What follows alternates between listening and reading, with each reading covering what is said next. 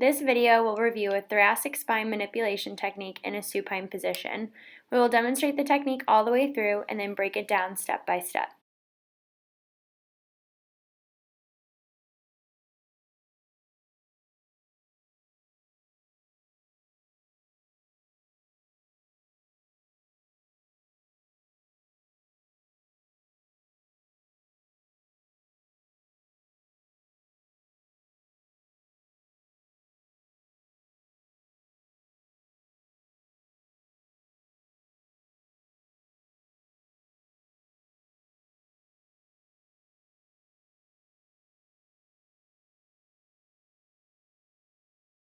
With the patient in supine, have them bend both knees up into a hook-lying position.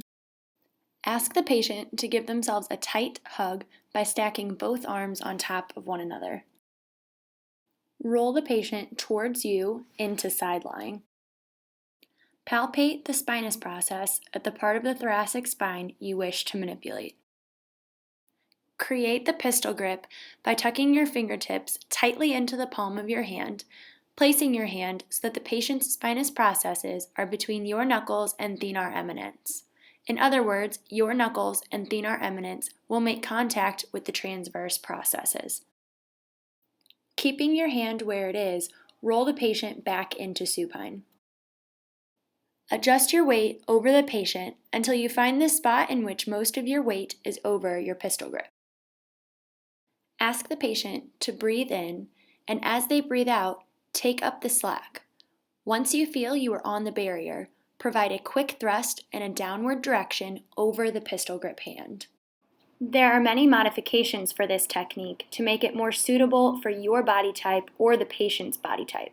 The traditional pistol grip is with your second finger extended. I prefer to tuck all of my fingers as I feel this allows me to have a tighter grip. If it is uncomfortable for you to have the patient's weight over your hand, you can place an object between your fingers to make it more comfortable. A pen or chapstick work well for this. You could also use a rolled up towel for this.